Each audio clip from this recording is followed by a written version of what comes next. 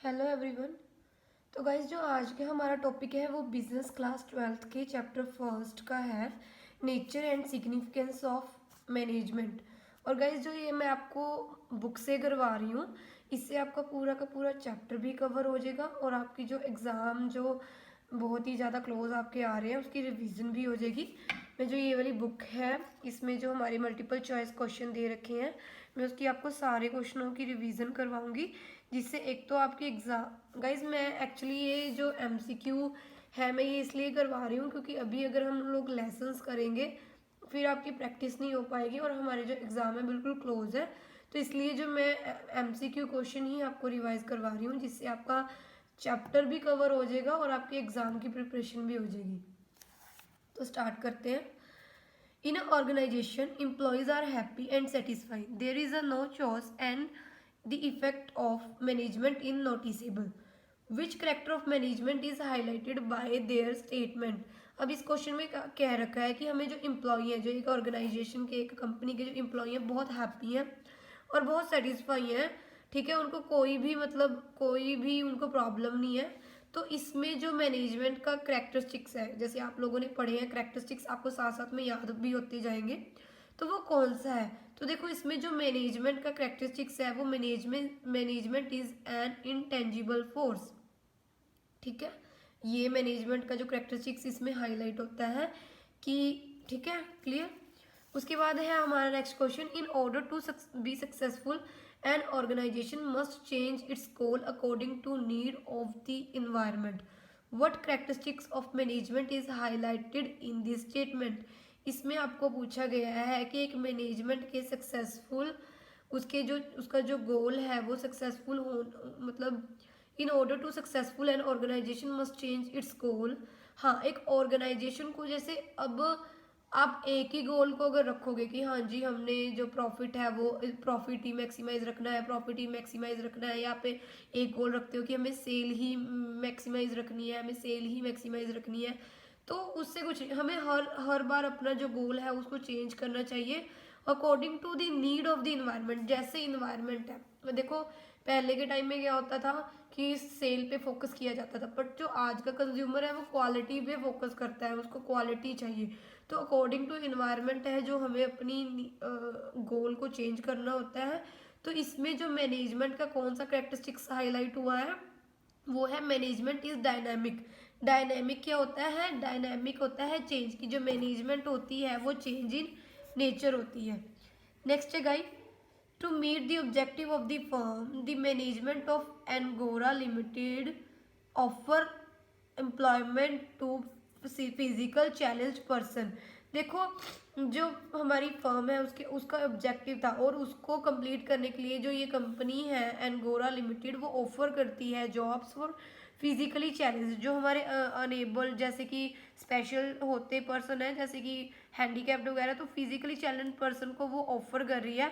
Identify the objective to trying to achieve. तो organization इसमें देखो काम तो वो नॉर्मल पर्सन को भी दे सकती थी, बट यहाँ पे जो बात हाईलाइटेड हुई है वो फिजिकल चैलेंज पर्सन की हाईलाइट हुई है। तो इसमें जो मैनेजमेंट का ऑब्जेक्टिव है वो सोशल सोशल मतलब लोगों के लिए वो कुछ करना चाहती है ऑर्गेनाइजेशन जो जिनको ज़रूरत है। नेक्स्ट है guys, identify the nature of management when it's practised as a personal application of existing knowledge to achieve desire result. हमें मैनेजमेंट का नेचर बताना है जिसमें वो personal application to existing knowledge to achieve desire result, कि जिसमें management का जो उसकी पर्सनल पर्सनल मतलब कि एप्लीकेशन पर्सनल नॉलेज आप लोग कह सकते हो कि यूज होती है, तो वो होती है मैनेजमेंट इज एन आर्ट। ठीक है गाइस, मैनेजमेंट देखो आर्ट का जो हमारा सबसे मेन मतलब होता है, आर्ट का जो मेन फंक्शन होता है कि हमें उसमें पर्सनल हम प्रैक्टिकली उसमें जो नॉलेज गेन करते हैं। तो management is also arts, management is also art science, pure नहीं होती है साइंस, बट कुछ करेक्टरिस्टिक्स साइंस के होते हैं, कुछ करेक्टरिस्टिक्स आर्ट्स के होते हैं। तो जो personal application of existing knowledge है वो किस क्या है? Management is an art. उसके बाद है identify the nature of management which is said to be systematical body of knowledge. देखो यहाँ पे जो सिस्टमेटिकल बॉडी ऑफ नॉलेज है वो क्या है? Management is a science, science में ही होती है ना हमारी सिस्टमेटिकली बॉडी ऑफ नॉलेज, मतलब जो एकदम से मतलब करेक्ट ये है तो ये है। साइंस में अगर CO2 हमारी कार्बन डाइऑक्साइड है तो CO2 ही हमारी कार्बन, वो चेंज नहीं कभी होगी, तो मतलब सिस्टमेटिकली जो होता है। नेक्स्ट है guys, to dancer, to speaker, to actor और to writer will always differ in demonstrating their art. ठीक है, identify the feature of the art which the above statement is related. अब देखो दो कलाकार हैं, दो सिंगर हैं, दो पेंटर हैं, है तो दोनों पेंटर है तो दोनों सिंगर है, दोनों डांसर, बट उनमें जो उनकी क्वालिटी है उनके करने की वो अलग अलग है। तो आर्ट, इसमें जो आर्ट आर्ट का है कौन सा हमारा फीचर है, पर्सनलाइज्ड एप्लीकेशन। हर किसी की अपनी पर्सनल स्किल होती है। अब जैसे दो डांसर है तो एक डांसर की अपनी कुछ पर्सनल स्किल होगी, एक डांसर की कुछ अपनी पर्सनल स्किल होगी। ठीक है, नेक्स्ट है, expert in their respective area have derived certain basical principle which application a particular form of art. Identify the feature of art which the above statement is related. अब यहाँ पे आपको बोला गया है जो एक्सपर्ट होते हैं उनकी जो basic principle which is applicable in particular form of art, वो जैसे अपनी मैं आपको एग्जांपल देती हूँ। जैसे कोई एक्सपर्ट है, वो किसी चीज़ में काम कर रहा है और उसका जो अपना मतलब अपना जो वो उसमें काम लगा रहा है, अपनी जो प्रैक्टिकली वो नॉलेज कर रहा है, मतलब उसको एप्लीकेबल कर रहा है। अब जैसे ऐसा तो नहीं होता कि सीधा ही एप्लीकेबल कर दिया, हाँ जी उठाया ब्रश और नहीं, उसने पहले उसकी थ्रेटिकल नॉलेज भी ली होती है। थ्रेटिकल नॉलेज लेने से बाद ही वो उसको एप्लीकेबल प्रैक्टिकली करता है। तो इसका जो आंसर है एग्जिस्टिंग ऑफ थ्रेटिकल नॉलेज। ठीक है गाइज, हमारा नेक्स्ट है, principle of science are based on cause and effect relationship. ठीक है, साइंस में कारण होना चाहिए, इफेक्ट होना चाहिए।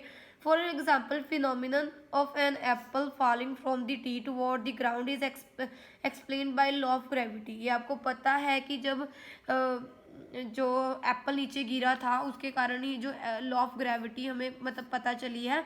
तो एक कारण था, कोज था, इफेक्ट था। तो identify the feature of science which is the above statement is related. तो यहाँ पे वही बात है, स्टेटमेंट बॉडी ऑफ नॉलेज। ठीक है, statement of body of knowledge ये आपने ऊपर भी किया था, सिस्टमेटिकली बॉडी ऑफ नॉलेज। तो जो साइंस का है हमारा वही सिस्टमेटिकली बॉडी ऑफ नॉलेज होगा। नेक्स्ट है, to able to practice in India lawyer have to become member in a bar council which regulates and control their activities. देखो जैसे हमारा लो, हम जैसे ये वकील वगैरह होते हैं, इनका प्रोफेशन, टीचर हो गया, वकील हो गया, टेलर, ये इनका प्रोफेशन है। ठीक है, तो ये किसके अंडर आते हैं, ये प्रोफेशनल एसोसिएशन के अंडर मतलब आते हैं। ये इसका फीचर है प्रोफेशन का, प्रोफेशनल एसोसिएशन के अंदर। ठीक है, to become a chartered accountant in India, candidate has to clear specified examination conducted by Institute of Chartered Accountant of India. तो देखो यहाँ जैसे ऊपर मैंने आपको बताया कि लोअर के लिए लायर के लिए आपको बार काउंसिल मतलब जो है बार काउंसिल रेगुलेट करता है। तो कौन सा फीचर है प्रोफेशन का, प्रोफेशनल एसोसिएशन। इसी तरह हम जो CA होता है, चार्टर्ड अकाउंटेंट है, उसको जो कंडक्ट करता है institute of chartered accountant in India. तो कौन सा फीचर है जो इसमें मेंशन है, देखो प्रोफेशनल एसोसिएशन ही है, एथिकल कोड ऑफ कंडक्ट नहीं है, सर्विस। देखो एथिकल कोड ऑफ कंडक्ट और प्रोफेशनल एसोसिएशन दोनों प्रोफेशन के लिए है, सर्विस मोटिव भी नहीं है। तो इनमें नन ऑफ दिस है, यहाँ पे अभी नहीं बताया, ये आपको आगे क्वेश्चनों में पता चल जाएगा। ठीक है, वैसे भी जो CA जो हमारी होती है वो बिजनेस से, चार्टर्ड अकाउंटेंट है वो आगे जाके बिजनेस का ही काम करते हैं। तो उनको only institute of chartered accountant of India ही है जो कंडक्ट करता है। ठीक है, we know that all music is based on 7 basic notes. ठीक है, however what make the composition a musician unique or different, it is use of these note in a creative manner that is entirely his own inspiration. Identify the feature of arts which above example is related। देखो यही same question आपको ऊपर भी आया था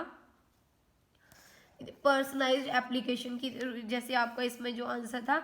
अब इसमें बोला है कि 7 बेसिक नोट होते हैं हमारे म्यूजिक में। अब डिपेंड करता है कि कौन सा म्यूजिशियन अपने अपने हिसाब से धुन बनाता है और उसको कैसे क्रिएटिव थिंक देता है। तो ये किस चीज़ पे बेस्ड है, ये based on practice and creativity. ठीक है, एक तो होता है हम हर किसी में अपनी पर्सनलाइज्ड एप्लीकेशन होती है, और दूसरा है कि बेस्ड अगर आप बार बार प्रैक्टिस करोगे, बार बार प्रैक्टिस करने के बाद आप उसको बिल्कुल अच्छी तरह सीख जाओगे, उसमें स्पेशल बन जाओगे, तो फिर आपको एक क्रिएटिविटी आ जाएगी और आप उसमें बिल्कुल क्लियर होते जाओगे। ठीक है, तो based on practice and creativity.